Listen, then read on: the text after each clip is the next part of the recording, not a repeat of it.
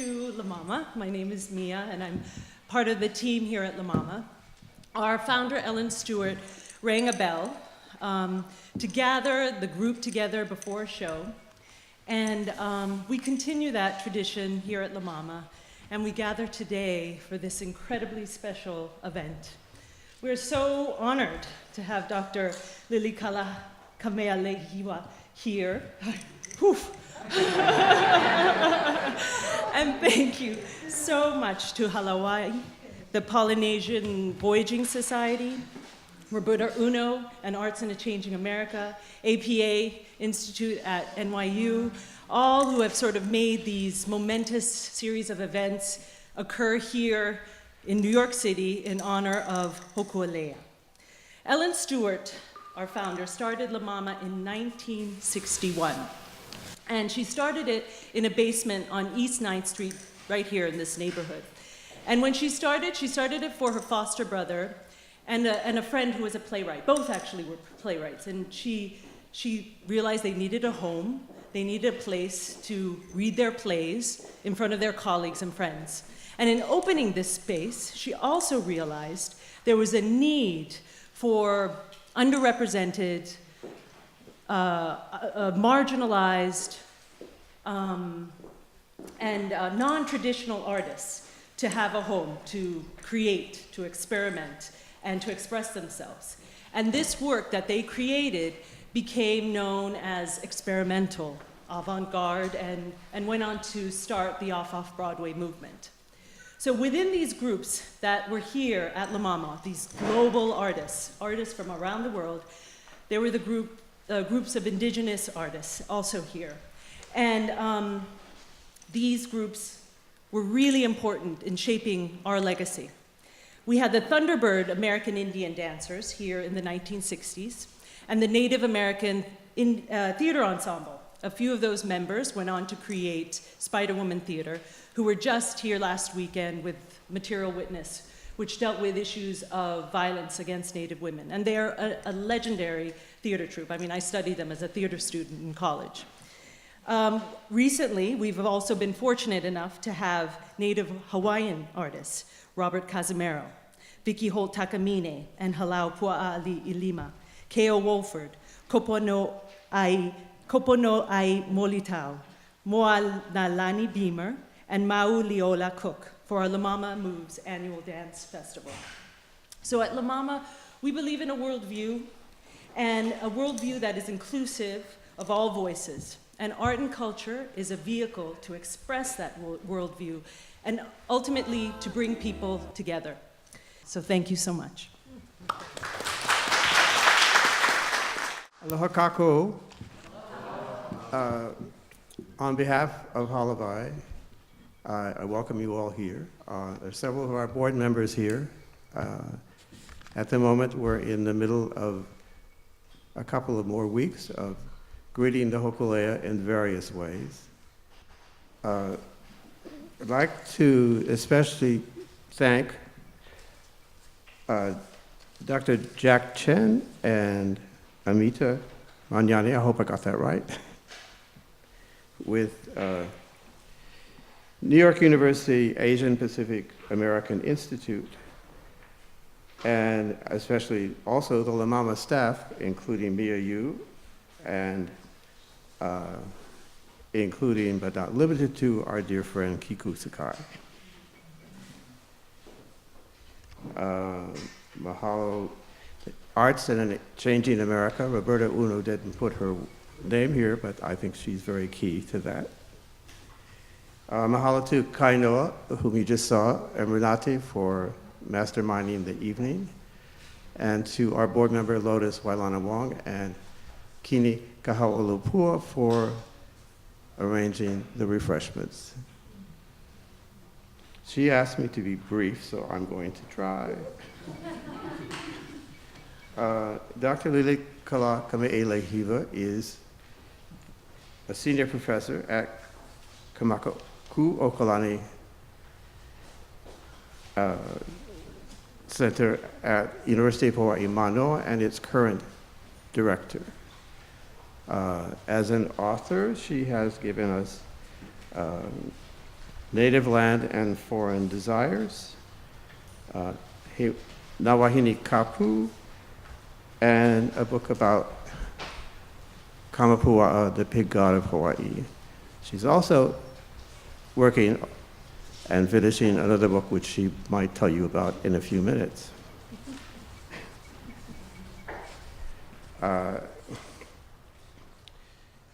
Halavai, for a minute, is a very small not-for-profit. We have presented events relating to Hawaiian culture, Pacific culture for many years, including this woman twice in the past. And our status as a little not-for-profit just somehow grew quantumly when we decided to help the Hōkūleʻa in its New York welcome. So now we're the little not-for-profit that could.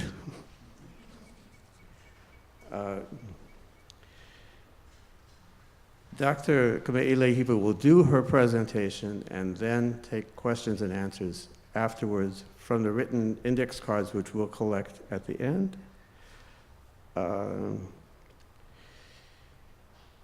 Here is a very strong-willed woman with very strongly held beliefs who expresses them strongly. So I know that you would not want to be the person whose cell phone went off in the middle of a sentence. So tell your phone to be quiet. And with that, I give you Dr. Kame'eleihiwa.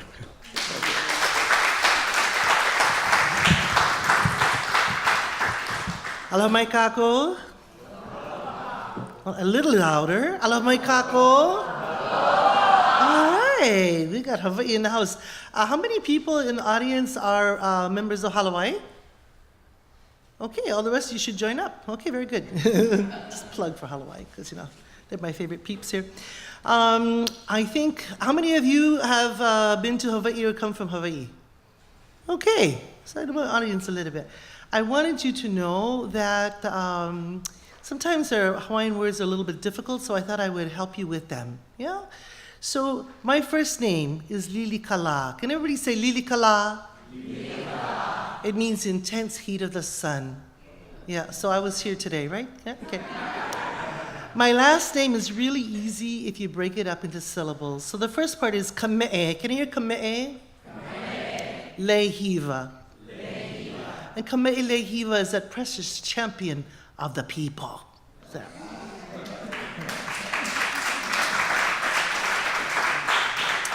So that's my tutu's name. So today, I really love this topic. I love teaching about mythology, and I'm so glad I get to talk to all of you about it because I think it's just amazing what we've been finding out about temples, So Hawaiian and Tahitian temples and how they're used to measure the elements. This is ancestral knowledge, like the canoe. Hōkūleʻa is ancestral knowledge, going around the world, showing all of us that our ancestors, all of our ancestors, probably were on canoes like this, going from place to place. So we're gonna think about that. And then I'd like you to see this phrase here. Can everyone say, mai te pō mai? Which means from the beginning of time. And I want you to remember the name Te Pō, because we're gonna see it on a map in a little while. Okay, zipping along. So I wanted to research, and I am researching, it's a continual process. I've been to, of course, Hawaii, Tahiti, I want to go to Marquesas, I'd like to get to Rapa Nui. The canoe will be in Rapa Nui in March and April. And then Mangareva, stuff. But that's zero north. How can you have an ancient temple, you measure it with your compass that's on your phone, and you can find that it's zero north? How could that be? How is that possible?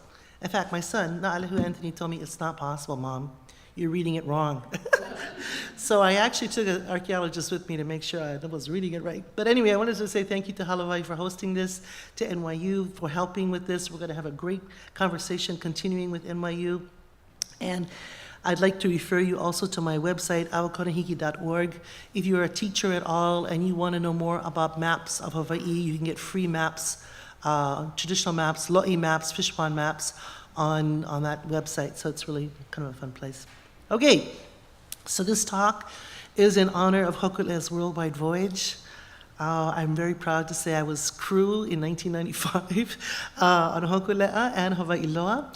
And once you get that canoe madness in your heart, in your blood, you follow it around forever. And so I love the canoe. And I want to say that this canoe and this kind of technology is what has spread knowledge throughout the world. Now, we don't have time to talk about it today, but the sweet potato does come from South America, and it's all over Polynesia. And the same word that the Inca used for sweet potato, kumara, is what the Maori use for sweet potato, kumara. Yeah, it goes all the way through Polynesia. So, okay, we won't go there today. That's another lecture. I'd like to start off with a prayer, because that's the way we start things. When we're talking about ancestors, we need to call the ancestors to be with us. We all have ancestors, so we're going to call them all. And I want you to know what I'm chanting, so that's why the translation, okay? I know Holy kupuna wahine wa humea ku kumumano pele ku Akua lae oku o ne en uakua kamaina olonolono makua hoai o kane kawaiola me kanalui e ho maya mako kaina e ho maya mako ki ea e ho maya mako ki au puni e ho maya mako kamano kalahui e malio ku walo e Mālama Honua pula a kola pupu ho makaiole a kai koko a palalo halai e paleina mea inua pau e a mama uanoa ualele vale akuno e. In honor of our Polynesian cousins, because I'm also talking about their ancestors, I would like to also offer this oli called Eia Hawaiian Kia. Eia Hawaiian Kia, Hawaii Hawaii ki, Hawaii loa, Hawaii poko, Hawaii luna, Hawaii lalo, I loko kamoano kanaloa, ue kalani na ue kahonua, ne e kahonua, o lai kahonua, ho ola kahonua. Tu o rawairua o te tupuna, ku pa'a te tānaka mauli, ti he mauri ora. Mahalo. And before I go any further, I have to say mahalo nui loa to Dr. Pualani Kanahele, who is my kumu, to Kame'eleihiwa, who is also my kumu, even though she's younger than I am, for their inspirational research and teaching, and I'm going to be referring to them a lot in this lecture, so I wanted to acknowledge them right up front. Okay, before I begin a discussion of Zero North temples in Hawaii and in Polynesia, I want to say a little bit about the 400,000 Hawaiian Akua, or gods, whom Pua Kanahele teaches us are elements. So if you don't translate the word Akua to God and think about Jehovah or Buddha or Allah or whatever, but if you think about Akua as the word element, then we have all this understanding of elements in our ancestors. And so that is our Hawaiian, as what she says, our Hawaiian ancestors knew 400,000 Akua, or elements, and they used temples to interact with the Akua, to worship them, to learn from them, to measure them, and to teach about them. So these are places of learning, our temples. Huh? And I always say, Pua Kanahele, who's the smartest person on the planet, teaches us to listen. We have to be quiet and listen, and ancestors will talk to us and teach us. So this is kind of like Hawaiian methodology, right? Research. So I would also like to dedicate this talk to my female ancestors, to Kame'eleihiwa, to Lale, to Nele Kehaulani Reuter, to Nadine Haleakala Mackenzie, and to Catherine Leilani Lee. Okay. Now, most of you know that Hawaiian people have lived in the Hawaiian Islands for 100 generations. And many of you have heard the creation story of how Papahanaumoku, Earth Mother, lived with Wakea, Sky Father, who is the constellation Orion. Okay, but you can't ask a question about Papahanaumoku unless you can say her name. Can you hear Papa? Hanau. Moku. Papahanaumoku. you guys speak in Hawaiian already. I love it. Okay. And I'd like you to know this guy's name, Wakea. Yeah, so Earth Mother, Sky Father, ancient story, comes together, born where the Hawaiian Islands, the sacred kalo plant, Haloa, who's the first high chief, a god who walked upon the earth, from whom all Hawaiians descend, Ali'inui, high chiefs. Can I hear Ali'inui? Yes. High chiefs and commoners, we are one lahui, 100 generations in Hawaii. May I hear lahui? Now, if you go to Aotearoa, they've got 100 lahui. They all have different ancestors and come from somewhere or whatever. We come, one lahui, Hawaiians, okay? As Hawaiians, we're born from the land. The land is our ancestor. The islands are our elders. So there's a really strong familial relationship with all of the elements as well as the land. But did you also know that Papa Hanau Moku, Earth Mother, is also called, she has another name, Haumea. Can I hear Haumea? She's the Earth Mother. She's a goddess of knowledge, of childbirth, politics, and war. She comes from the Paliku genealogy. Can I hear Paliku? And the information I'm about to impart to you comes from our cosmogonic genealogy called Kumolipo. Could I hear Kumolipo? Okay. So Haumea is the earth goddess of Oahu. The worship of her is centered on Oahu. She's born on Oahu. You say, how can a goddess born on Oahu give birth to islands? I don't know. It's a mystery. There it is. Yeah. Haumea was born in Nu'uanu Valley. Actually, she's born on the cliffs above Nu'uanu Valley of Nu'umealani. Can I hear Nu'uanu? May I hear Nu'umealani? Yeah. So if you're driving up the Pali Highway, some of you have done that, I know. You're driving up Pali. There is a left-hand turn to the Oahu Country Club. $40,000 to get in. A little expensive. Yeah. And at the top of the cliff there is where Haumea was born, and that's where Nu'umealani is. So actually, it's in Kapalama, Ahupua'a. All of you who are Kame'eleihiwa grads, Haumea was just up the road there. Okay? Yep. All right. So on the cliffs of Nu'umealani, this is where Haumea is born. This is where the first Hale'opapa, the first female temple, is made. I want you to know that Hawaiians are the only people in Polynesia to have female temples. Isn't that cool? Yeah. I never realized it. I did a whole survey of all these islands. Nobody has female temples. I was shocked. But this temple is called Kawaluna. May I hear Kawaluna?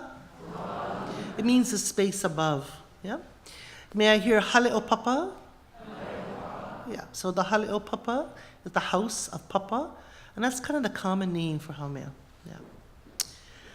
Haumea is a mo'o wahine, that is, she's a lizard goddess, and she's in charge of freshwater management. So freshwater of the earth is Haumea, is the mo'o. The presence of the mo'o is the presence of fresh water. That's another lecture too. Okay. So mo'o wahine were worshipped in Hale'opapa. Hence, they are a source of female mana, or spiritual power.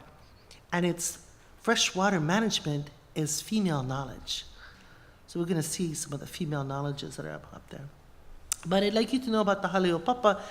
It's a female temple not found anywhere else in Polynesia.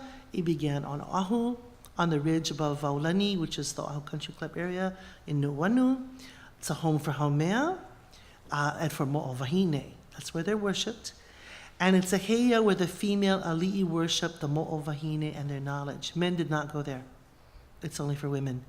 But women did teach their sons and their lovers about the knowledge. So, knowledge spreads around. Okay. Yeah. In the Kumolipo cosmogonic genealogy, we also learn that Haumea, the Earth Mother, slept with Kanaloa, Akua of the ocean. And born was Hina, woman of the moon. So let's just look at, forgot about that. Can I hear everybody say Kanaloa? All right.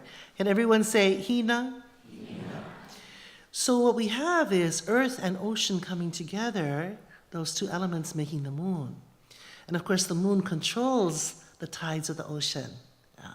and all the water on the earth, and all the water in our bodies and in our plants. So hina is really important. My friend Hepua Boards from Tahiti told me this once in the year 2000. I was so amazed at her analysis. I said, every time I talk about hina, I will mention your name. So she's famous now in the world. But Hepua Boards says, hina rules the nights of the moon. Well, of course, she is the moon, right? Hina represents the teaching of the lunar calendar regarding what nights to fish and farm. And many of you know about the Hawaiian moon calendar. You probably have an app for it already. You can see what's a good day to fish and farm, yeah? Hina teaches the movement of the moon through the sky, which is important for navigation. So for instance, when Nainoa wants to sail to Tahiti, he is going to leave on a new moon, on a hilo or a hoaka moon. He's going to leave Hilo to go to Tahiti. Why? Because in 2 weeks, he's going to hit the doldrums where there is it's full of storms and cloud cover. You can't see the stars or anything. You can only see the sun rising and the moon rising when it's full. So you have to know what moon you're sailing on, right? Female knowledge, okay. So here's the moon calendar. Here are all the nights of the moon. So this is what we call hina every night, the different nights of the moon. And then we have certain nights when men go to worship on the night of the moon. So they worship the god Ku, god of war. Then they worship the god Lono, god of peace. And then they worship Kanaloa, the ocean. And then they worship Kani, of the sun. And these are the nights when men go to temple. So we always know when they're going to temple, right? That's what they are, yeah. Okay. Haumea, Earth Mother, also slept with, Moyaku Moimai, right? Yeah. Wakea, Sky Father, Orion. We heard that story. Wait a minute, we heard that. But I'd like to point out this constellation Orion is really important because the celestial equator goes through the first star in the belt of Orion. This is how we know when we're sailing from one hemisphere to the next. In the northern hemisphere, Orion is standing with his feet on the ground and his hands up in the air. But as you sail south and you go, say, to New Zealand, he's standing, and he flips. He stands on his hands with his feet in the air. It's quite amazing. I thought I was going crazy. I went to New Zealand, I was like, what has happened to Wakea? Look, he's different. But what's neat is when you're sailing then from one hemisphere to the next, you know exactly when you're making the change. Isn't that cool? That's so cool. Okay, so that's Wakea, and he's really important to us if you're sailing from south to north or north to south of the Pacific Ocean. So born to them were the Hawaiian Islands, but this is a Hawaii Island genealogy. And this Hawaii Island genealogy comes actually, makes Hawaii the most important. Now, many people still say Kauai is the most important, or Oahu is the most important. But the Hawaii Island chiefs won. So this is the story we hear about them. Okay. Yeah. You know, born was the kalo plant. We saw that. Born was Haloa, the first high chief, the god who walked on the earth, from whom descend the Hawaiian people. And here's the Hawaiian people in 1993 calling for the country back. So we know our ancestral connections, right? Okay, but that's not the end of the story. Haumea also slept with Kane, the Akua of the rising sun in the east, who brings new knowledge of the day. And born to them was the volcano clan of Pele, the goddess of the volcano. Okay, so we had ocean, earth and ocean makes the moon. Then we had earth and stars make the islands. Our genealogy is Hawaiians. And then we have earth and sun making volcano. Isn't that powerful? I mean, it's Puakanahele, her analysis. It's amazing. Okay. Now we know all of the Hawaiian Akua are gods or elements, but as I researched the genealogy of the Akua, I discovered that only Haumea was born in Hawaii. The other Akua, Kanaloa, ocean Akua, Wakea, sky father Orion, Kane, the sun Akua, were all born in Ra'iatea and came to us in Hawaii from Tahiti on voyaging canoes. Isn't that amazing? Yeah? So when you think about the Polynesian triangle, we'll see a little map pretty soon. Everywhere from Hawaii to Rapa Nui to New Zealand back to Hawaii, these gods are worshipped. Yeah, they traveled around. Okay. So I guess maybe we were taking them to South Africa now, I don't know, okay. So the idea of comparing temples actually began many years ago with the study of Hawaiian and Tahitian cosmogonic genealogies of the beginning of the universe, as well as our Atua gods, Akua, Atua, these are the same words in Hawaiian and Polynesian. Ku is a god of politics, war, deep sea fishing. Lono is a god of peace and fertility. Kane is the god of the sun, the rising sun in the east, and of fresh water. Actually, in the freshwater form, he's female. So Kane has both male and female designations. And then we have Kanaloa, Akua, the sun. Oh, we didn't really say Kane. Everybody say Kane. Very important word. I'm the Pele clan, so this is an ancestor to me. Okay. So Kanaloa, all of these four we saw at the moon calendar are worshipped on nights of the moon in temples called luakini. Everyone say luakini. So luakini are political power temples. We're going to see in a little bit. There's lots of different kinds. And interestingly enough, when the Calvinists came to Hawaii, they built their churches on top of the luakini, and they called the Christian church luakini. Political power. Yeah, that's what's going on. Okay. So, but as I began to wonder about the genealogy of the gods, I found out their ancestors were in the South Pacific in places like Ra'iatea. So there's our Ra'iatea. The canoes went there in 1995. I got to go to all the ceremonies. I got to get on board the canoe. I got to go around islands on, those wonderful canoes. It was fabulous. Lucky I didn't quit my job, but I was ready, I'll tell you. And I had children, I couldn't quit my job. Okay. In Ra'iatea and Tahiti, yeah.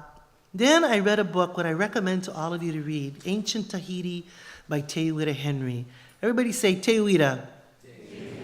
Teuira Henry, she was, her grandfather was a guy from London Missionary Society, and her mother's side was from Tahitians, of course, and so she came up to the Bishop Museum, and she sat down and wrote this book. It's about 600 pages. It's fabulous, just fabulous. It's their Bible. But one of the things we learn from books like Ancient Tahiti is this comparison chart. Is this hard to see? Can you see it up here? Yeah, kind of tiny, I'm sorry. There's a lot to compare. Between Hawaii, Aotearoa, which is also called New Zealand, Hawaii, Aotearoa, Tahiti, Rapa Nui, Hivaoa, Tahiti, French Polynesia. Rapa Nui is also known as Easter Island. Hivaoa is one of the islands in the Marquesas. You can see a great similarity in language. Yeah? So po meaning night, it's all po. Everywhere it's po. Haumea is Haumea is Haumea's Hamea. There's a clan called Hamea in Rapa Nui. How many have been to Rapa Nui? Have you been to Rapa Nui? Yeah, isn't that a fabulous place? You land at an airport called Mataveri, and that's the name of a place on Kauai in Hawaii. And then you meet all these people who are Pauas and Keaves, and we're like they're cousins. I mean, we all look alike, but I love Rapa Nui. All right, then we have the pere. We have, the papas. We have Papa Hanaumoku. We have Papa Tuanuku. We have Papa Raharaha. They don't have Papa in Hivaoa. Okay, then we have the peles. Pele honua mea, parafe nua mea, perefe nua mea, but not in Rapa Nui or Hivaoa. And look, we have Hina. Hina and Hine and Hina and Hina and Hina. That all the moons, so we have the earth goddesses, we have the fire goddesses, we have moon, then we have day, hours the same everywhere. We have Kanaloa, he's known as Tangaroa, Ta'aroa, Tangaroa, and Tanaoa. Same guy, ocean. We have Wakea, we have Rangiatea, we have Atea, Atea, same guy, all right. We have all the Mauis everywhere. Maui's my family too. Eo Maui. And then we have Kane, Tane. They have Ku, Tu, and Tu. These Lono, Orongo, Oro'o. These are all the same gods. So how come in Hawaii we say L and K? There was a vote. When missionaries came, they took a vote because they were putting everything into writing. And so I think it was 6-5, and the six of them said, no, it should be L and not R. And 6 said it should be K and not T. But Kame'eleihiwa signed his name Ta'amemea, and Liholiho signed his name Rihoriho. And Hilo used to be called Hiro. So, you know, it goes back and forth. Okay. This union of all of these gods really is part of what Te Wiri Henry tells us is the Hauatea Alliance. Everybody say Hauatea. Notice that Hauatea looks like Haumea and Atea like Wakea. Just saying, okay? So in the Hauatea Alliance, we learned that there is this large he'e. He's called Te Fe'enui. Te Fe'enui. He'e, fe'e, same word. And when you spread out his legs, we have the 8 sailing directions. Yeah? So east, west, north, south, and then you have the diagonals. This is the pathway for sailing. This is an ancient idea about sailing. Okay, so then we also have Hawaii, where we are in the north, Hawaii, and we have another Hawaii at the head. And that Hawaii is an old name for Ra'iatea. Yeah. Used to be called Hawaii. And the name Hawaii comes from Ra'iatea up to our place. Because our Hawaii island used to be called Lononuiakea. Yeah. Okay. So we have Akua in Hawaii, we have Atua in Tahiti. Can I hear Akua? May I hear Atua? Could I hear Heiau? And can I hear Marae? Yay! All right. So we call temples Heiau. For some reasons, the Tahitians call them Marae. Love them anyway. Love it. Yeah, we just learn it. Okay. So in 2004, I sailed on the Hōkūleʻa with Pua Kanahele's protocol group, and we went to this island called Nihoa. And just beyond Nihoa is Mokumanamana. So Mokumanamana, we're going to see some shots of Mokumanamana and their temples in a little bit. But Mokumanamana is an island that sits on the Tropic of Cancer. Yeah. But first we're going to learn about Nihoa. When you leave Niihau to go to Nihoa, you can't see it. It's 150 miles away. You can't see it. You have to know how to get there. And then when you leave Nihoa and you go to Mokumanamana, you can't see it. Again, you have to know what you're doing. So I just wanted to keep that in the back of your mind, okay? All right. So here we went to Nihoa. Look at this island. Isn't that fabulous? We went there to do ceremony and to reconnect this island with the lower 8 islands. So Pua had us braiding rope from every island. We had to go gather how from each island. It was a bunch of us. Love chanting and protocol, worship Pua Kanahele. And so we're braiding rope, you know, and we couldn't find any hau in La'i, so we used, what did we use? Kaunaoa. And then I think, you know, we had some feathers, some kahaolave in there, so we had things. So we come over here. And we're going to have to climb this cliff, actually, to get in there. So we went to the heiau number 50, which is up here, to do ceremony at midnight. But I got to tell you this story first. We had to land over here. Now, my son, Anthony, told me, Mom, it's a very hard island to go on. Are you sure you know what you're doing? Because I have arthritis, you know. Okay. And I looked at the island. He said, you better take a look at this island. So I looked at the island, and I saw this beach over here, and this nice slope. I can do this. I can go up the slope. It's okay, right? But that's where the monk seals live, and they'll bite you if you go there. You cannot go there. No. The island's a sanctuary. You have to wear brand new clothes that's been frozen before you can even go there. I mean, we were all in brand new shoes, clothes, everything. So we come here to this place. There's a little landing. There's a rock shelf, and the Zodiac lets us off, and we get off onto it, and we've got, you know, our things for ceremony, what we're going to do at the heiau. And Kamakakūokalani is going to look for the heiau for us. Okay, great. But there's a cliff.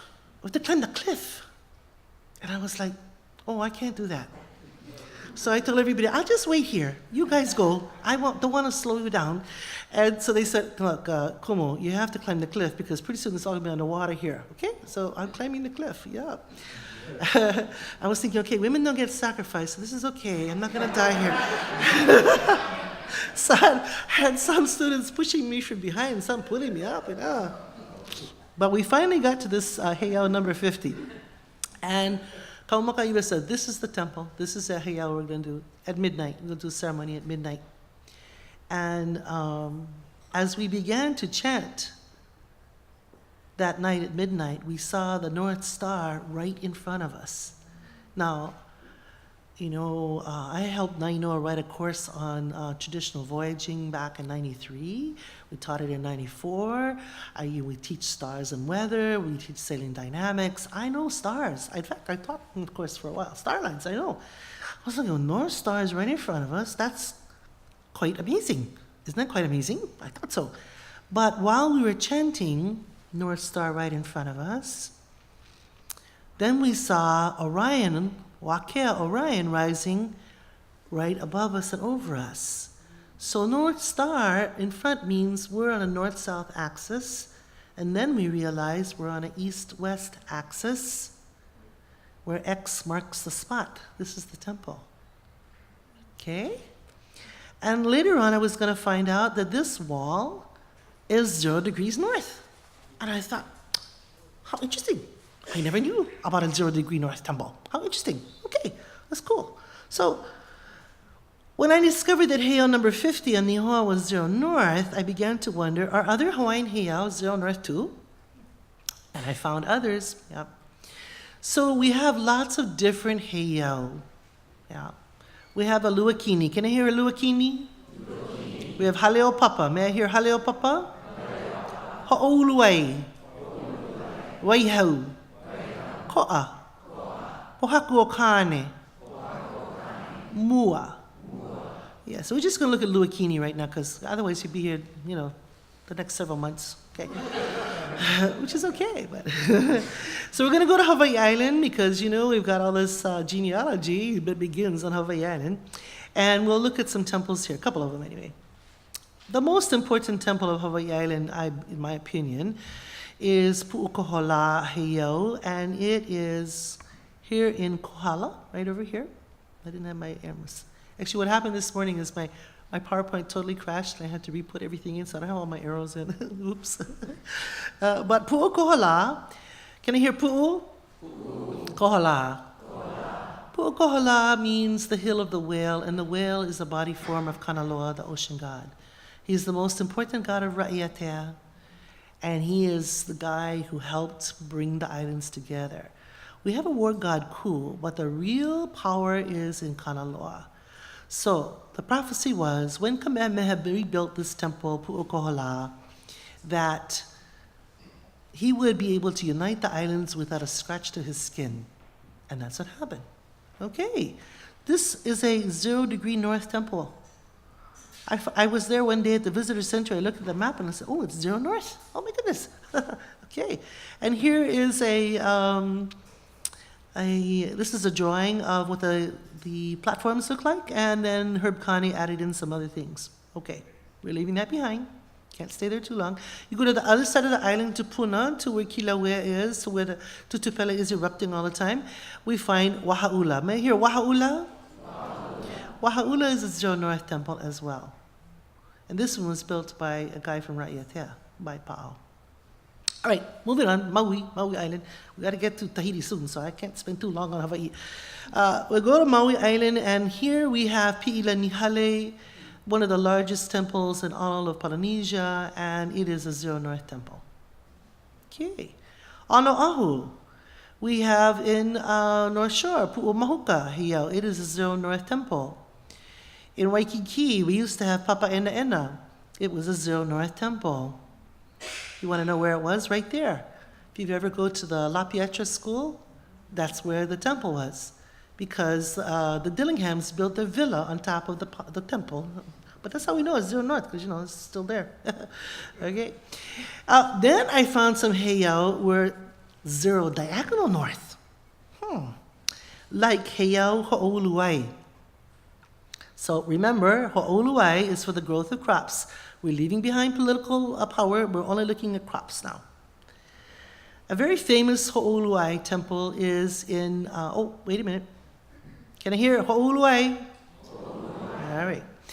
A very famous temple is called Kūka'o'o. It's in Mānoa. Can I hear Kūka'o'o?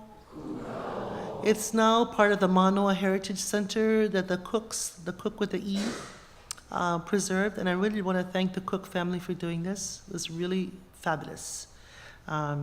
Anyway, this temple, from this corner to that corner, is 0 north. Diagonally 0 north.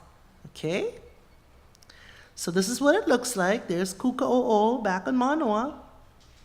And there's the eastern corner. So as we look at how it was diagonally, right, it's north and south. This is east right there. Got it? With me so far? Yes, Kumu? Okay. Here's the eastern corner. And there is the sun rising over the eastern corner at equinox on March 21st, 2012. Is that cool or what? Okay. So the guys who work there, they live there too. I said, I'm not going to get there before 6 o'clock in the morning. Could you guys please just take a picture? So they got up early and they took the picture on equinox. And I was like, wow, okay. So my hypothesis that had something to do with the rising of the sun at equinox proved true. Okay. So around the same time, Dr. Pualani Kanahele and Kame'eleihiwa began teaching us that Akua gods are elements, that the heiau are used to measure them. And they took us to this heiau, Hapaiali'i, in Kahalu'u, Kona, Hawaii. May I hear Hapaiali'i?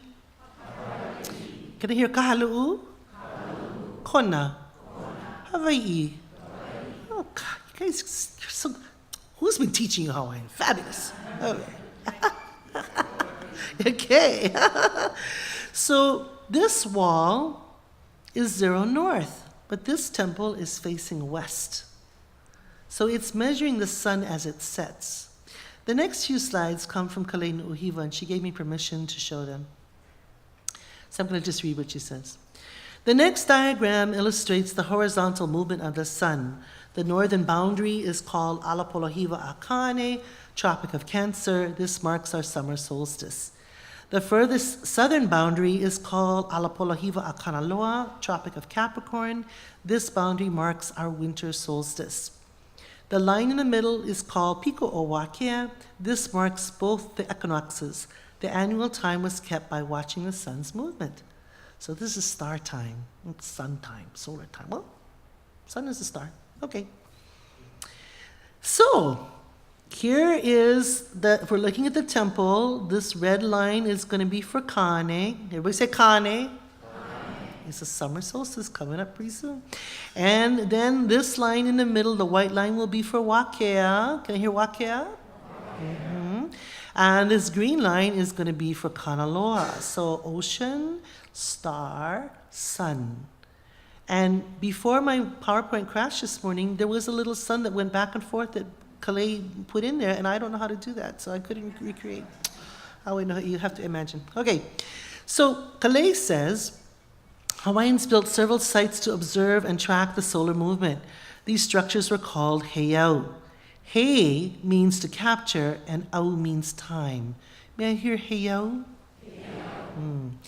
A heiau was a calendar tool for Hawaiians. Hapaiali'i is the name of this heiau. Its southern corner marks the Alapolohiwa Akanaloa. So this one right here. Yep. The center marks the Piko o Wakea, and the northernmost marks the Alapolohiwa Akane.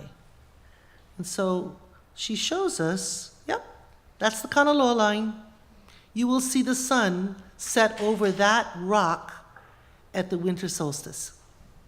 Always. It's so cool. This is the equinox line. The sun sets over this rock. See, there's a big rock in the front. That's what you're observing from for all of these things. The sun will set right there. And before my PowerPoint crashed, she had the sun setting on these things, but lost the sun. And then in the summer solstice, you will see the sun set right there. Okay, everybody got it? Kanaloa? Wakea? Kane. This also teaches us about the ancestral view of the universe. So here is the Tropic of Capricorn for Kanaloa. Here is the equator for Wakea. Here is the Tropic of Cancer for Kane. Okay, so there's that. It's a genealogy, actually. Kanaloa is the father of Wakea and is the grandfather of Kane. So as we're voyaging, our ancestors knew where all of these places were, and they understood the relationship of the sun to these areas. Okay. So because I had to crash this morning, what I did is I cut my PowerPoint into many pieces, and here we go to the next one. Yep. Part 2A. So in honor of Hōkūleʻa's worldwide voyage, okay, so we came back to this one. This is our universe. Imagine that in your mind. Every island has a zenith star. You know where they are because you know where the stars are. Really smart. So I wondered, where do these temple designs come from? Did we make them in Hawaii and take them down there? Or did they make them down there and then brought it up here? If Hawaiian gods come from Ra'iatea and Tahiti, how about temple designs? So we're going to go back to our Akua, Atua, our Heiau, and Marae. So in 2015, I asked my friend Eric Komori, actually it was 2014, that's wrong. Oops, yikes. Okay, 2014, correct. So in 2014, I asked my friend Eric Komori, who's an archaeologist at the Bishop Museum, to help me take my class, Hawaiian Studies 675, to Tahiti to measure Marae. Yeah. And so we are going to Tahiti. Now, I got to tell you a little story first. This chart shows us the split between the worship in Ra'iatea and the worship in Tahiti. Yeah. So Kanaloa and Wakea are very important gods in Ra'iatea, but Kane, the sun god, split and he came to Tahiti. So the guys in Ra'iatea who believe that they are the center of the universe, you saw that octopus chart, they're the center, right? They say, in Tahiti you have no gods. Yeah, you have no chiefs, you just have Manahune, just stone workers. And in Tahiti they say, the sun rises in Tahiti and sets in Ra'iatea, so we have more mana than you. Thank you very much. Now, this is an argument that's been going on, as far as I can tell, for about 2,000 years. And they're still making the same argument. I was there in Ra'iatea, and the Tahiti people told me, you tell those people they're not supposed to do that. And I said, oh, I'm a Hawaiian, I don't get in the middle of this. But we decided to go down. Before we went down, I wrote to all the people I knew in Tahiti for ask permission, because it is not appropriate for us as Hawaiians just to go and walk around and say what we want to do and all of this. We're going to measure your temples. I asked permission. I asked if it was okay that we would do this. I told them I would not show anything without their permission. So we got everything that you see here is not kapu. The stuff that's kapu, I couldn't show, actually, and I think that's why things were also crashing. I asked Keali'igora to lead the pule to ask the ancestors for permission to enter their sacred spaces. And the reason is because he has such a high genealogy. On his father's side, he's from Kame'eleihiwa. From his mother's side, he's from Kame'eleihiwa. On his father's side, he's from Kuali'i, which is actually an older and more important genealogy. So when you go to temples, they are sacred and they have mana forever. And you can get really hurt if you do the wrong thing. So his job as an ali'i was to gather all of that into him and protect the rest of us. So that's what he did. But he does it because he is like that Akua that walked on the earth. He has that high lineage. That's his job, to handle those things. And we obey. He told us what to check, we obey. He told us what to do, we obey. Right? It's the only time I obey him, actually. Okay. So this begins the story of how in July, it's actually it's 2014. I don't know why I wrote this wrong. I really wanted to go last year. I didn't go. Okay, our Hawaiian Studies faculty and students visited 5 islands, surveyed 30 temples in 21 days. Everybody thought they were going to Tahiti to play. Oh, Lilikalā K. We were there to look at the temples because Kumu is crazy about temples. So here's some of us. This is Eric Komori here. This is Keali'igora. Maile Andrade, who's also a professor in Hawaiian Studies, went with us. Steve Shayo, who is a professor of Tahitian, taught us a lot before we went.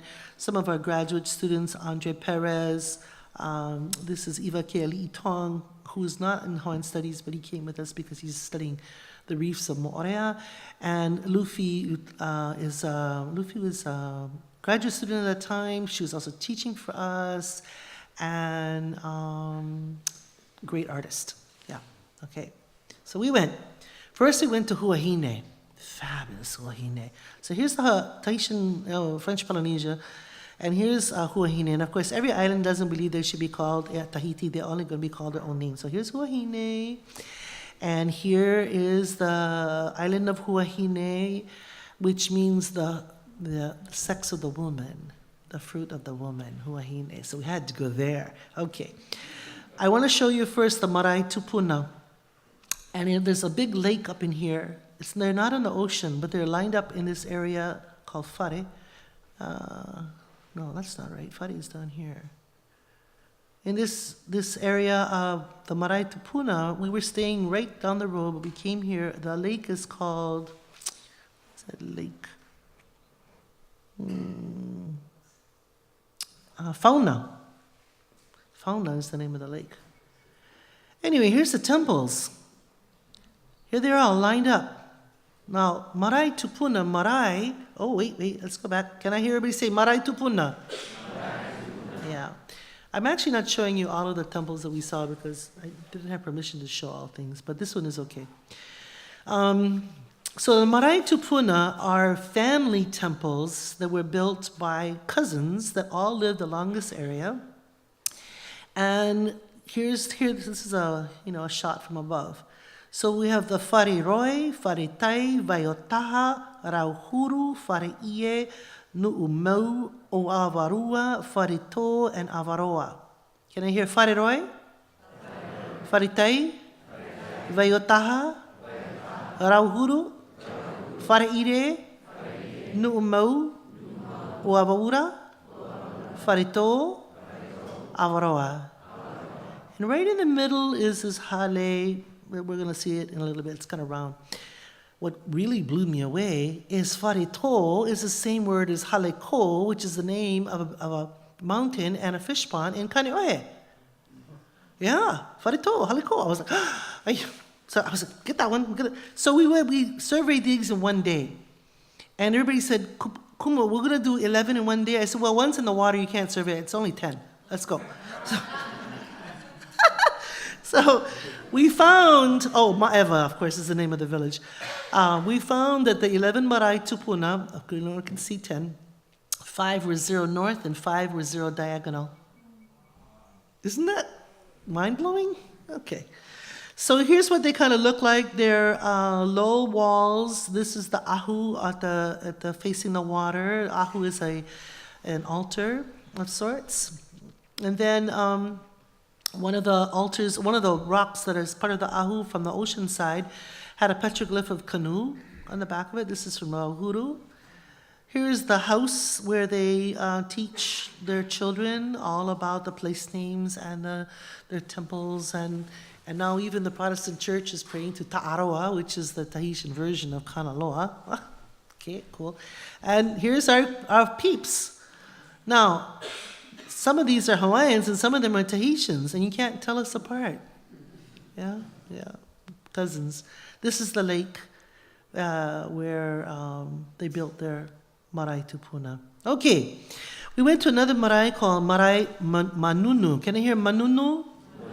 Marae Manunu. Yeah, now Manunu means to be numb and tingly. You know when your foot goes to sleep and you feel tingly? That's Manunu. Okay, kind of interesting place, right near the ocean. We found out that Marae Manunu was the diagonal 0 north to Mauatapu. Now, they don't use the NG in Tahitian. We would say Mauna in Hawaiian. They say Maua. Can I hear Maua? Mauatapu. What does it mean? Sacred mountain. Yeah. So you see how close the language is? Okay. So this is what it looks like. There are large slabs built. This is part of the ahu, the altar. There's also uprights on the top of it. It's 2 layers of uprights. There's the Mauatapu in the background. So some flat rocks, some upright rocks. This is kind of how big it was. These are our students measuring this area. And they were the ones who discovered when they measured from this corner of the temple to the top of the mountain, that was a diagonal 0 north. So we were like, that's kind of strange. What is it used for? Later on, we heard that at equinox, when the sun goes down right behind this mountain, there is a shade, a triangular shade that is made over the whole temple. Yeah, so the temple is built with the mountain in mind, but also with equinox. Yeah. Okay. Then we went down to the southern part of the island, to Marae Anini. That was also huge, right on the ocean. It was a 0 degree north. Anini is an interesting name because we have it in Kailua as well, Anini. Oh, can I hear it? Anini? Marae Anini? Yeah, this is pretty big. Look, it's taller than Keli'i. Yeah. So Marae Anini is a 0 degree north, and we had special compasses to measure this temple. This is what it looked like from further back. It's just this big wall. We don't even see on the ground the edges of the temple. We see this big wall. On the other side is the ocean. Yeah. So it is 0 north facing east. Yeah, this is the top of it. Kind of interesting. Okay, leaving Huahine. Otherwise, I'm never going to finish. I know we're running out of time. We went to Raiatea. Oh, Raiatea. Love Raiatea. Fabulous place. But then I have to go to my next PowerPoint. Okay, so we're remembering Hōkūleʻa. We went to Raiatea and to the place where Ta'aroa, can I hear Ta'aroa? In Hawaii known as Kanaloa, made the land of Hawaii. So in their cosmogonic genealogy, he is an octopus caught in a shell. He breaks open the shell and he uses the shell to make the land. We know it today as Raiatea. They call it Hawaii. And he makes the sky out of his shell. Octopus, Kanaloa, ocean, yeah, sailing. Okay. Today it's called Raiatea, and the marae there is so important. It's about to become a UNESCO, what do you call that site? World Heritage Site. Yeah, that's what the Tahitians said. No good. Raiatea said, you have nothing to say. This is our marae. Okay. Hawaiians say, I know nothing. I'm Geneva. Okay, so this is where it's at. This is the land of Ta'aroa. He is the he'e, yes. He is the father of Atea Wakea. He's the grandfather of Tane or Kane. Oh, wait. Can you hear Atea? Wakea. Atea? Wakea. See how close? Very close. Then, he's the grandfather of Tane Mehe Kane. See, same saved the son Akua. Okay. Lovers of Haumea, Hawaiian Earth Mother. So they fight in Tahiti, but when they come to Hawaii, she brings them all together. Just play nice, boys. It's okay. All punalua to one another. It's okay. Yeah. Okay. All right. Maraitu tapu tapu atea. Can I hear tapu? Tapu tapu. Tapu tapu atea. So this name means the great sanctity of Atea. This is a center of navigational knowledge. This is like the first Polynesian university. And here is the little area where they're at. It's called Opua. Can you hear Opua? Yes, this is the valley of Opua. And there's Te Po. Can I hear Te Po? Remember, what does that mean? The night. Yeah, Te Po means the night. This is the only place in Polynesia called Te Po. So in Hawaii, when we say mai te po mai, we mean something that is very ancient and old. Knowledge, mai te po mai. It's really from this area. It's from here, Te Po, the night. Okay. Oh, I love this place too. And then there you go to the mountain Te Tapu, that is the sacred sovereignty. And then you go to this river. Notice it's called the Haumo'o River. Can you hear Haumo'o? Sounds like Haumea, who is a mo'o. Yep. And this particular temple is called Marae Va'eara'i. Can I hear Va'eara'i? Marae Va'eara'i. It's so tapu that one rock from this particular temple will go and start another temple. One rock. They take that rock with the mana from that place, and we're not allowed to go there. Only the families that take care of this area go there. Nobody, not even Tahitians, are allowed to go there. Only the Raiatea families. So one rock from Va'eara'i, the space that makes the heavenly sovereignty, maybe, is taken to Te Po. Here is Te Po, and it's the rock that starts the Marae Tapu Tapu Atea. So this wall of the marae, that here is Te Po, where Ta'aroa lives, where it is built by Ta'aroa. This is a 0-degree north wall. Okay, kind of interesting. Oh, right. So, how come this isn't moving along? Oh, there we are. So this is what it looks like from up above. This is Te Po, and there are some various maraes down there, and then here's the surrounding reef. There's actually another temple out here in the water, in the bottom. So when you come into this area, you come past the pass and you give offerings to the temple that's in the water before you come to land. And this place is called Hawaii. Can I hear Hawaii? Ra'iatea. Taputapuatea. See, you guys speaking Tahitian already. My God, okay. It's the center of the Hauatea Religious and Political Alliance. And there is the marae, Taputapuatea, at Te Po. Actually, there's a big argument whether they should call it Te Po or Te Ao. Because the Christians said, no, Te Po means the devil. It has to be Te Ao. I said, I'm not even involved with this. It's not mine. But this is this is a great shot of the marae. It faces east. There's a large wall. That wall is 0 north, yeah, but it's facing east. Whoops, wrong way. And this corner of the marae, with Huahine in the distance, and the ki'i there, this is aligned with the summer solstice. And then this area here is aligned with the equinox. It shouldn't be summer equinox, it should be just equinox, awe. Then this one is Taputapuatea's southeast corner is aligned with winter solstice, facing east. Just flipped from the way we were facing west with Hapaiali'i. Okay, and outside Taputapuatea, this is the wall facing east with 0-degree north designation. It's part of a rectangular ahu. So some marae are built with this rectangle. We're going to see more of that. Look at those large slabs of stone. Yeah? Okay. Now we have a stone ki'i, or like a carving, but this one isn't carved, it's natural. Can I hear the word ki'i? That's near the altar. Then here is the altar. This is where different offerings are given. And here's our Ra'iatea Riki, who will malama or take care of Taputapuatea with the Hawaiian.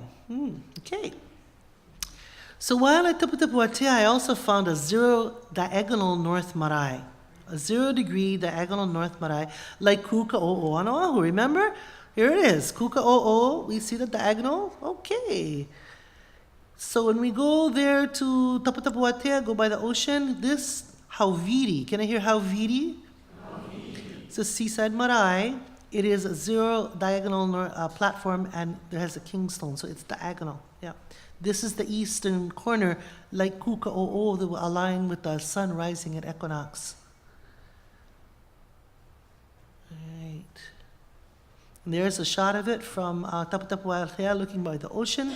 Here's the kingstone. There's some people standing by the kingstone. When a new Ariki Nui was made, who's ruler of the island, the ceremonies were made, they would put him or her on top of this rock for a blessing and for the mana of this particular temple. And so there are many speeches that are made in this particular area. And here's another rectangular ahu at Hauviri Marae. It's adjacent to the ocean. So this is a good shot of what's inside. And it's all full of coral and bones. So human burials are there. These are chiefly burials with the coral, which represents Hina of the ocean. So that female essence there, you give birth, and women are in charge of birthing and in death, yep, in Polynesian way of thinking. And here's more Hawaiians and Tahitians, and you really can't tell us apart. Yeah. Okay, I'd like you to know that Taputapuatea is the name of that sacred temple. It is a 0-degree north temple. Then lots of times they would take that design and build it other places. So in Ra'iatea, in Avarua is a 0 north temple. It's called Taputapuatea. In Rarotonga is Taputapuatea. In Mo'orea, in Tahiti, in Kauai, on Oahu, and Molokai. See the influence that comes from Taputapuatea, and very strong for us. Okay, moving along. We go from the east, moving to the west. Everyone say Tainu'u. Marae Tainu'u. Yeah. This is what it looks like, this huge, massive, rectangular wall. It is 0 north, but it's facing west in the setting of the sun. So the people of this land rebelled against the French, and the French built a church on top of the marae. But they couldn't build on top of the big wall because it was too big.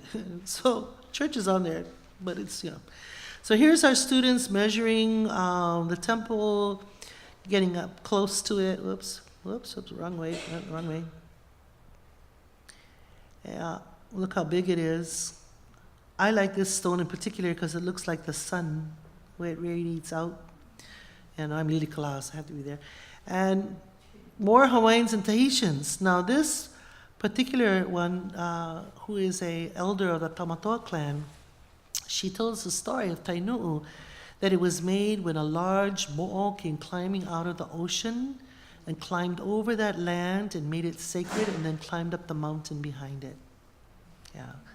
So there's that mo'o designation again. Okay, now we're going Bora Bora. Yes, go to Bora Bora. Almost pau. I know I'm running out of time. All right. This is part C, part 2C, in honor of Hōkūleʻa, our fabulous canoe. So then we went to Bora Bora. Unfortunately, we didn't have a canoe. We had to go on a ferry, but it was all right. The ferry is kind of cute.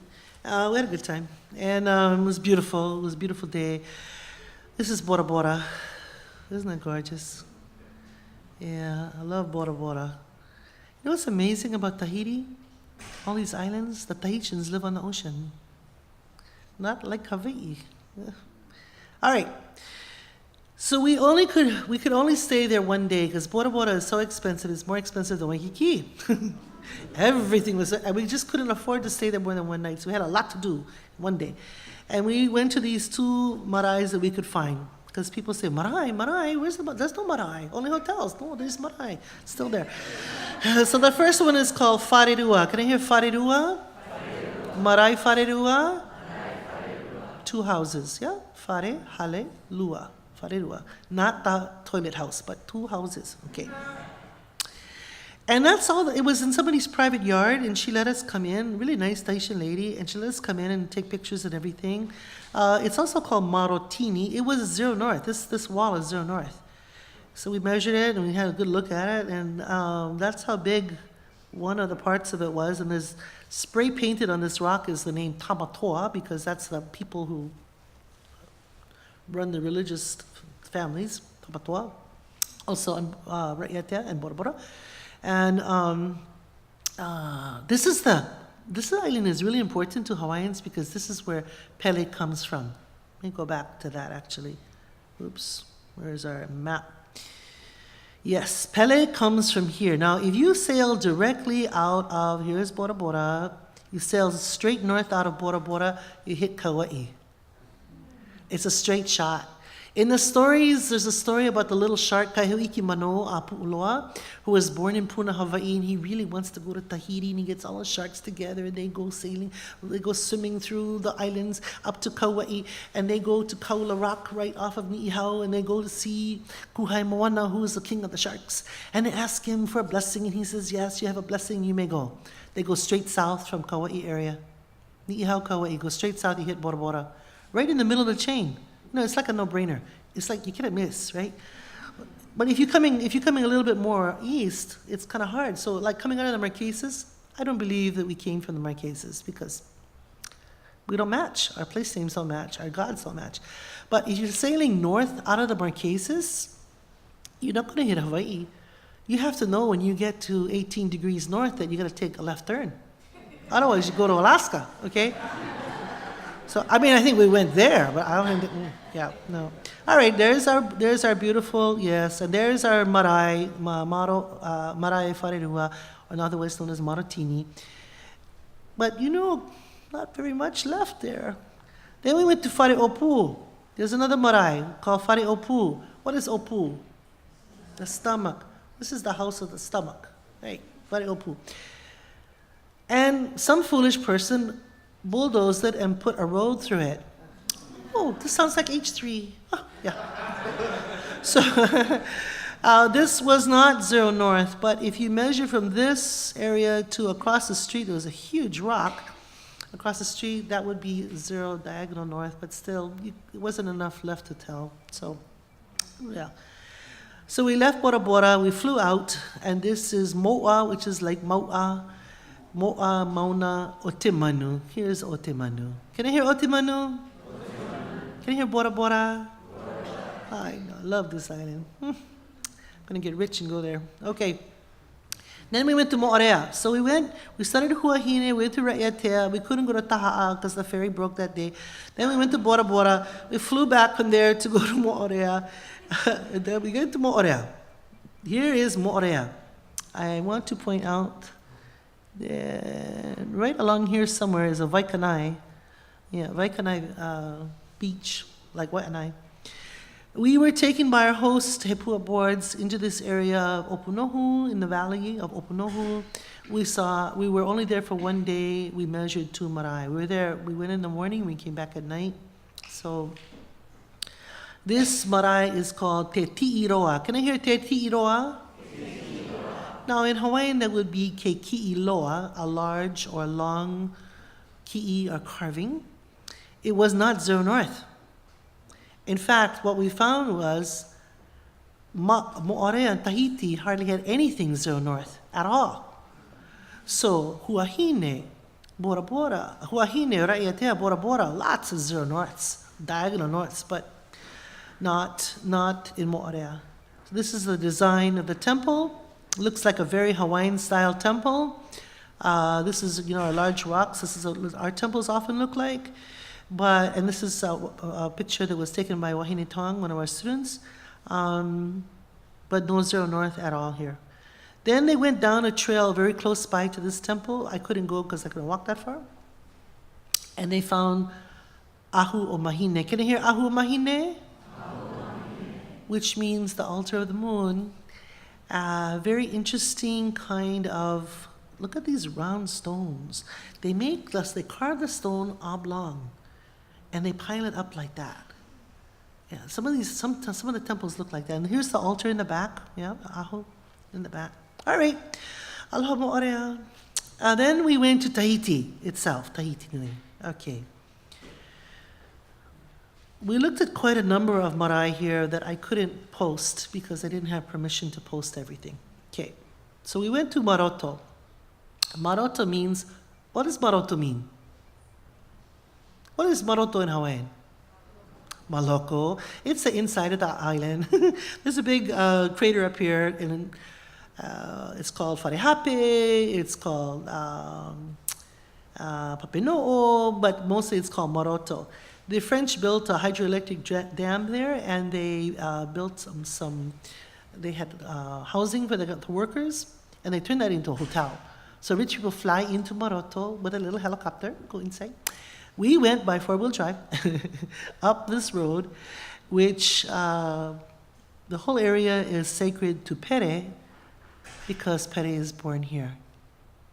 So I have a right to show this, and I have permission to show this. Pere in Tahiti is not a goddess of fire. She's a goddess of flowing water. Pere Honua Mea. So then we look at Pere Honua Mea in Hawaii. It's not the fire part of it, it's the flowing of the fire. Yeah. So Pere and the Hi'iaka sisters are born here in Maroto. Later on they go to Bora Bora, then they sail north to Hawaii. What does it look like? This is what their temples look like. It's in the volcanic center of Tahiti Nui. Look at how beautiful this rock. But see, this old Ahu design actually comes out of Taputapuatea area, but they're different. They have wooden carvings they call unu, and these represent their aumakua, or their family guardians. Supposedly there are 300 temples in this crater, built by the Manahune. Sounds like Menahune. Manahune are rock carvers, and a clan of rock carvers of Tahiti. Notice they must come north and make carvings here. And this rock is the birthplace of Pere. This valley, this area, is the place where Tane lives, the sun god. And so Pere is born there, Her sister Hi'iaka is born there. It's where Tahitians still worship. They're old gods. And the temple walls look like Hawaiian temples with unu erected near the altar, but all of these temples are not 0 degree north temples. None of them. The Tahitian star experts say they're aligned with stars and the rising of stars, not the rising of the sun. Yeah. And so this, I got to go back. There's more to learn. Okay. Whew, I'm getting there. Almost pau. So we come now to Papara. Interesting temples down in Papara, but I don't have permission to show them. But I would like you to know that I have one that is not kapu, but it's also not there anymore. So this area here, there is a mountain called Mo'a Tamaiti. Can I hear Mo'a? Tamaiti? Beautiful. I mean, it was a beautiful sunny day, and it was full of clouds. And there was a 0 degree north temple in the mountain there, but we don't have permission to show it, and not even to name it. I can't even talk about it. So I just want to tell you, we found one there, but it was really unusual, and not very often you find that. What we do see down by the ocean, or used to be there, it's not there anymore, is this temple. Isn't that cool? This is a, pyramid temple. It's called Mahayatea. Can you hear Mahayatea? Marae Mahayatea. This is a drawing that Wilson did in 1799. It was with Cook. I believe it was with Cook. I could be wrong about that. And Eric Komori, this is part of his slideshow that he did for us. When we went to the site of it, it's right near the ocean. In fact, right now the ocean is here. So global warming, the land eaten away. And some foolish French people, colonizing mentality, they took the rocks off of this temple to build a bridge. Yeah. So all you see is underneath. Now, underneath this whole thing is a big mound of coral that they put together, and then they built this facing around it. So it wasn't levels of rock like that. It was coral on the inside and a facing on the outside. We couldn't tell what the designation was for this. It was too degraded. Okay. But Eric, he's an archaeologist, so he has to say, come on, we have to count these things. When we looked at all the temples, we had 12 in Tahiti, we had 2 in Mo'orea, 14 in Huahine, 5 in Ra'iatea, 2 in Bora Bora. There were 3 in Taha'a we didn't get to go to because the ferry broke down. Okay. But when you add them up, when we look at the temples, he doesn't like to say 0 north because he feels very uncomfortable saying that as an archaeologist. But I'm a historian, so I can say it because, it was 0. It wasn't 0, it was 1, maybe 2, but it was 0. It was aligned with north. So he says, okay, they're astronomically oriented towards the north. Okay, we can agree on that. So 60% of what we surveyed was that. And mostly in Huahine, Ra'iatea, and Bora Bora. A few in Tahiti. But you can see that Tahiti, Mo'orea basically were the ones that shifted that. So I'm hoping Tahitians will start going measuring and tell us what they think about all these things. We don't know why this is so important. We just know it's happening. So I'd like to show you that we go from Hawaii to Tahiti, and some people think, it's so scary. You're in the ocean for 2 or 3 weeks. No, actually, it's really fun. Nobody wants to get to land because we just love being in the ocean. And the water is a highway. So the canoe makes about 120 miles a day. Faster than, walking, sure. So here's our triangle. Here's Hawaii. There's Rapa Nui. There's Aotearoa. There's Hawaii. And everything in here, the language is very, very similar. But the homeland is here. For Hawaiians anyway. That's what we believe. So in honor of the ancestral knowledge and Hōkūleʻa's worldwide voyage, isn't that amazing? I wanted to tell you about Hawaiian and Tahitian temples. And I hope that we can continue this conversation sometime when we get back from the Marquesas and Rapa Nui. Aloha.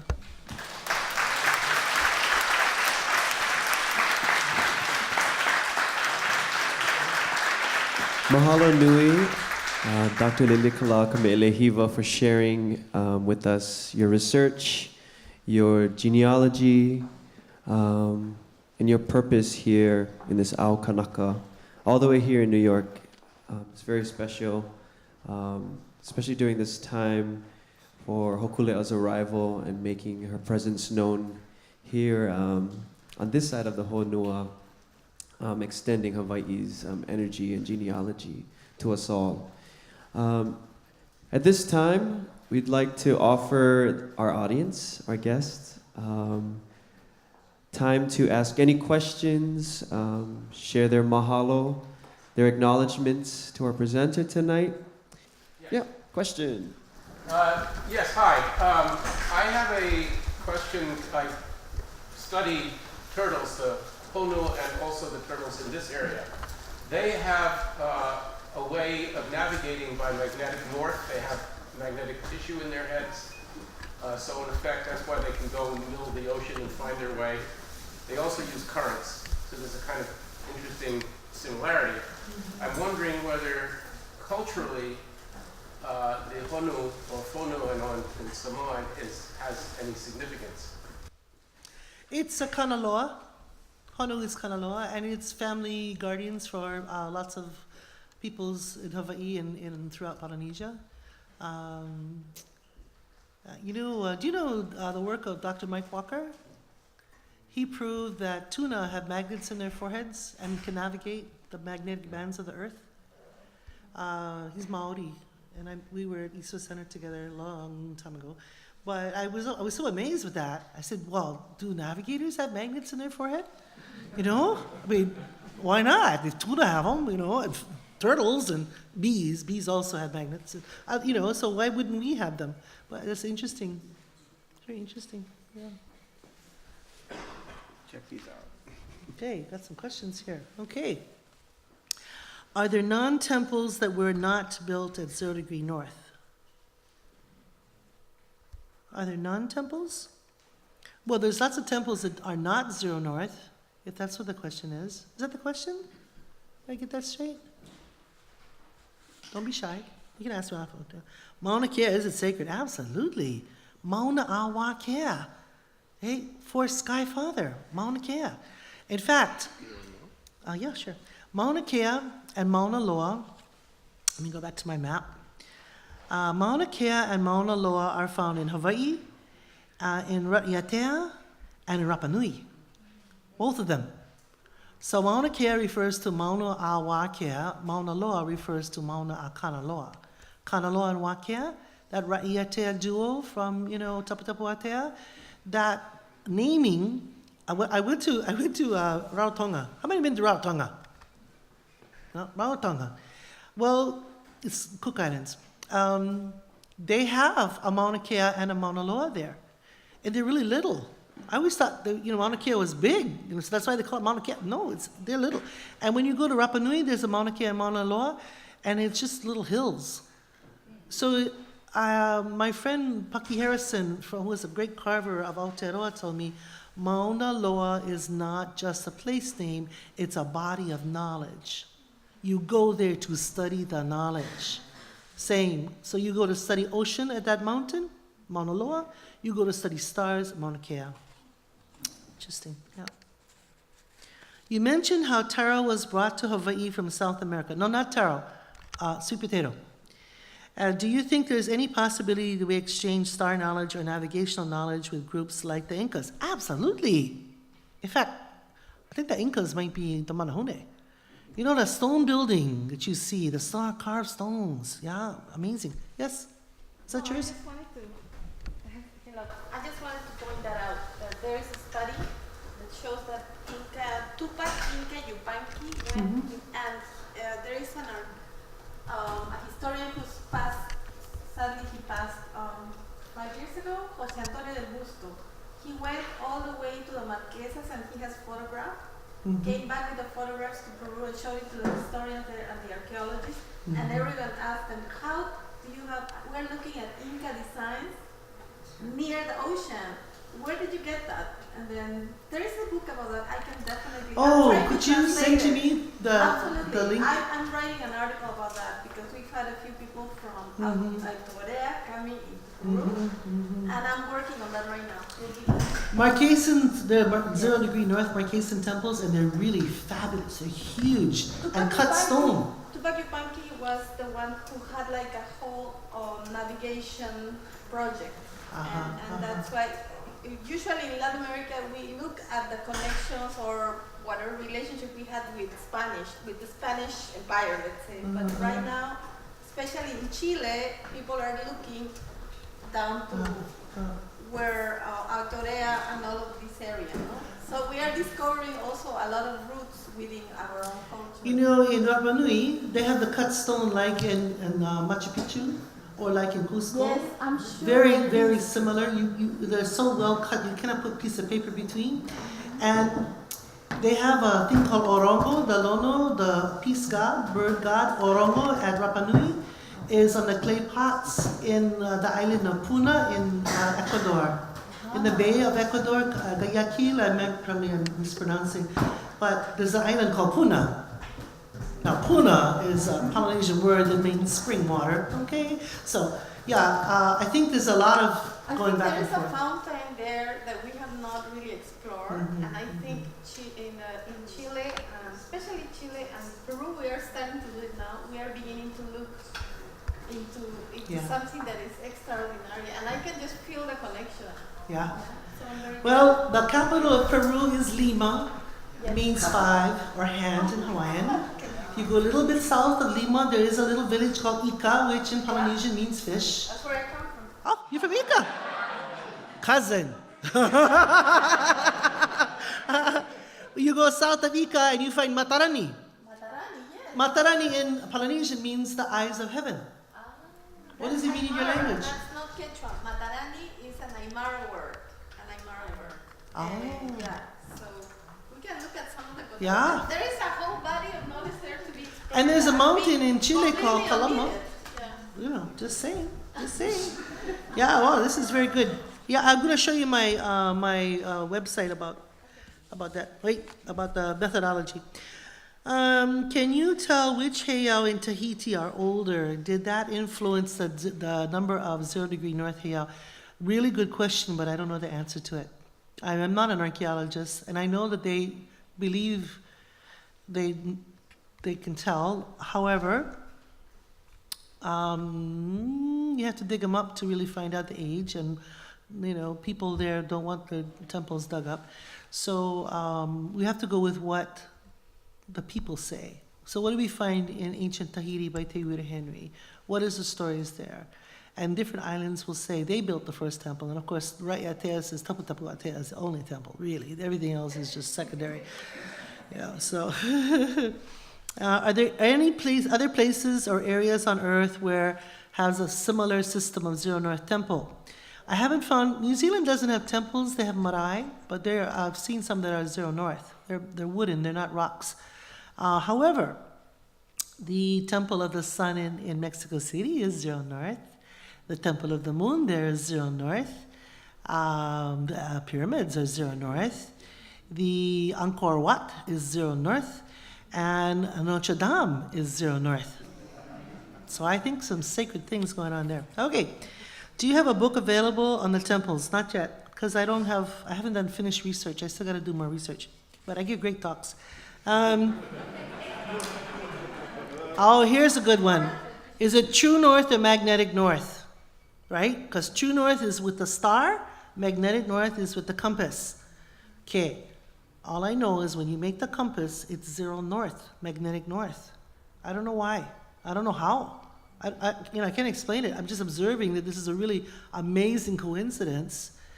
And I know that there are 0 north temples in Marquesas because I've been there and I've measured them. So I'd like to go back and measure more. And then I'd really like to go back to Rapa Nui and check all those out to see what they're all about. So much fun, yeah? We're having fun. Yeah. Okay, any other questions? Yes, sir. Is there a breeze that the Tahitian temples are that's consistent, or the The marae, well, we need to do more research on that. And I almost feel like it's not our place to do that research. It should be Tahitians talking about it. So we asked permission, we got to go. I don't know if we'll get permission again. We'll just have to work on that. I'm sure if we brought them up to show them our temples, they would be more willing to give them permission to go there. So we'd have some sharing going on. But we haven't done enough, I think, on our own temples. I mean, there's lots of archaeological reports. But I don't think we haven't taken the time to really look through and sift through carefully all those things. Yeah, so it's more work to be done. And we're digitizing the Hawaiian language newspapers. When we're finished with that digitization, we will have another 1.5 million pages of Hawaiian language to read. So really, as a scholar, it's so exciting because I know very little, and I can learn a lot more. Yeah. It's okay not to know, though, I think. Yes.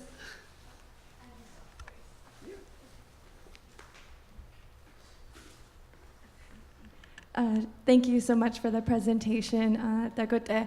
I'm Apache from the Southwest, and I want to acknowledge the Lenape, and thank you for acknowledging them as well. You mentioned colonized minds in your presentation, and to be indigenous is to be political. So I'm curious what the indigenous peoples in many of the islands that you visited, what do they do to protect and preserve the knowledge for the next several generations? And if they are able to use the United Nations declarations on the rights of indigenous peoples. So that's the first question. And the second question is, I know with the Apache Stronghold movement, we're trying to protect our sacred site of the Oak Flat, and I know that we have joined forces with the Stronghold in Hawaii about the sacred mountain there that's being invaded by multinational corporations and extractive industries. So I'm wondering if you could speak a little bit to that. Absolutely. Absolutely. We teach the UN Declaration on the Rights of Indigenous Peoples in our 100 level class. We start off with that so that everybody knows what the rights of our natives are. And we just wrote a constitution recently. It's very controversial. So we'd like the country back, absolutely. If we're looking at the map, well, you asked about the peoples down here. Tahiti is has been reinscribed on the list of decolonizing nations and is up for independence. And the French are supporting. Ban Ki-moon made a statement in May supporting decolonization of the Pacific. So that's really fabulous, yes.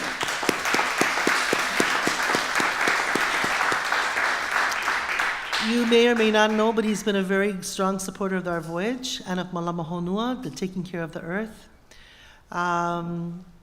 He was in Samoa when they had the ocean conference, and he came on to Hōkūleʻa, and he gave a bottle of hope to Hōkūleʻa, so it's going to be returned through all of this. So Tahiti probably, French Polynesia is Marquesas Tuamotu Tahiti. Samoa, half is under America, half is independent. Fiji here is independent. Aotearoa is like Hawaii, where they're an independent country, but it's not run by natives. Of course, Hawaii is part of America at the moment, and Rapa Nui is part of Chile.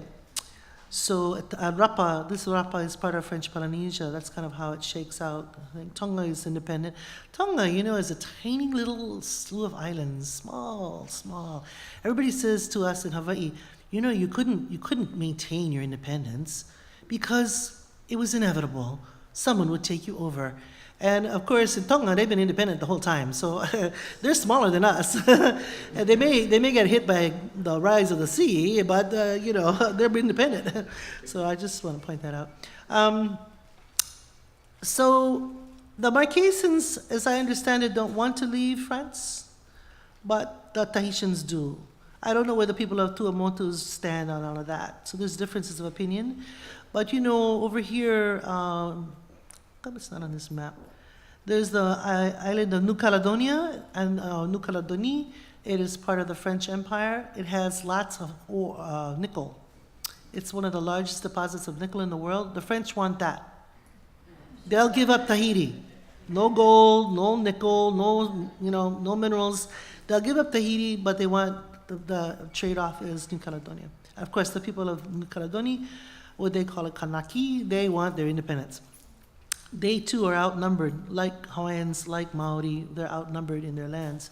Rapa Nui would love to have independence, well, at least the people I talk to. I don't know if everybody wants independence there. I think there's about 1,500 people on the island, and they're a part of Chile.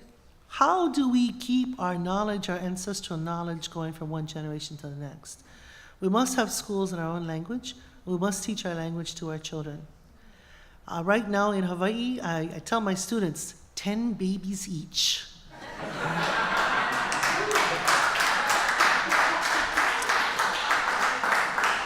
And I only have 3 grandchildren. But you know, when we have 1 million Hawaiians, we'll be able to take over the country. No use trying to take over the country when you're not in a majority. That's a little foolish, I think. So I always say every Hawaiian baby born is an act of revolution. Yeah? Spread the word. Yeah?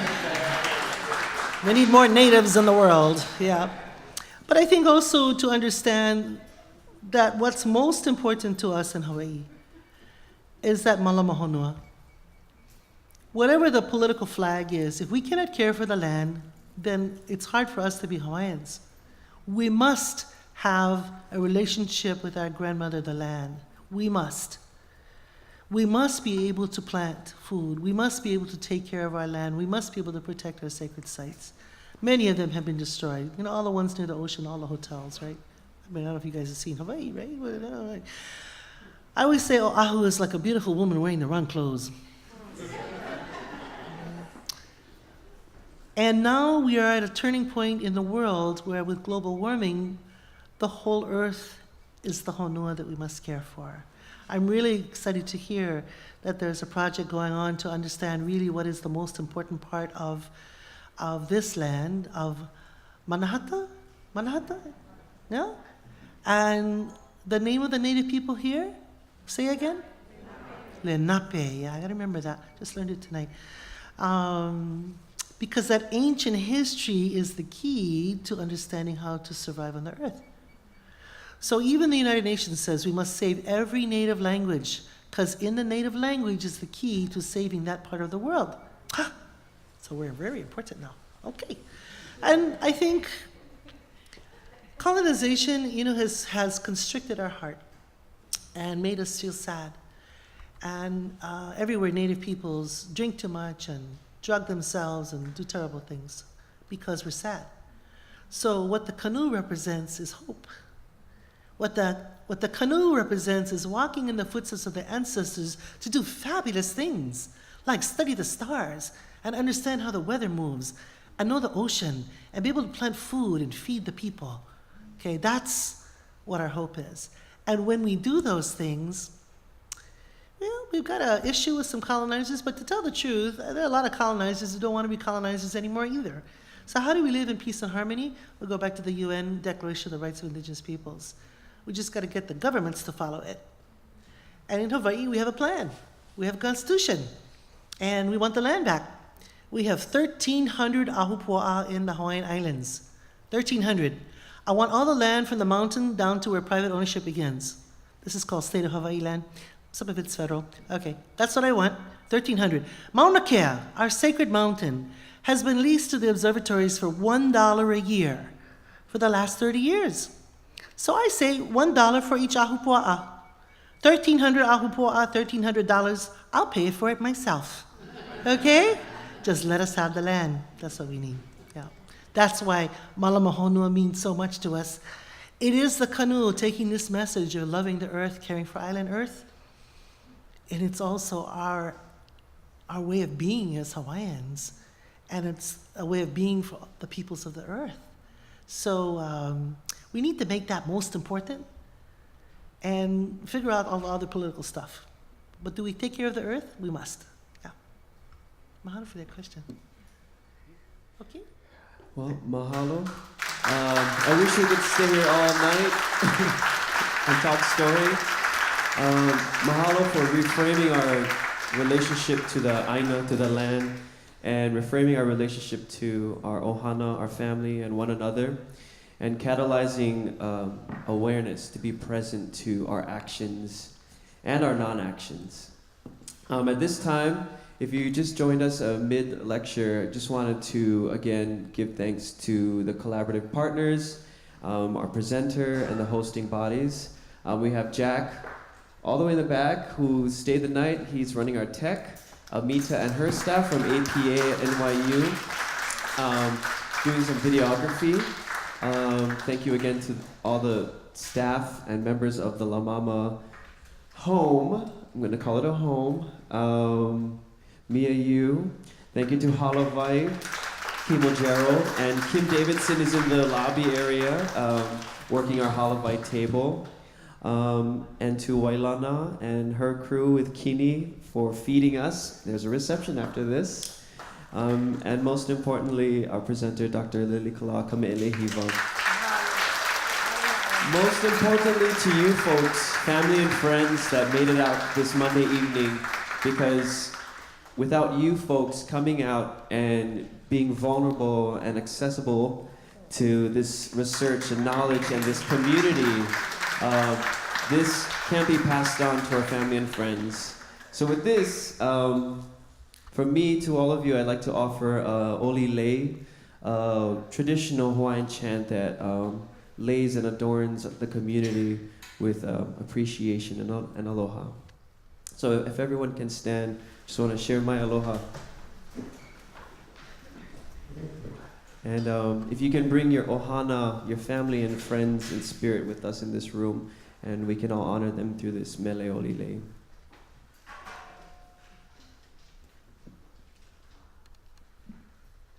Ke lei mai lau kaula I ke kai ea, o ta mālama o ni I hau a mali e. A mali e ua pae tainu vaila, ke inu maila na hala o nau e I ke kai. No nau e ta hala no puna e ka wahine no ka lua no I ki lau e a.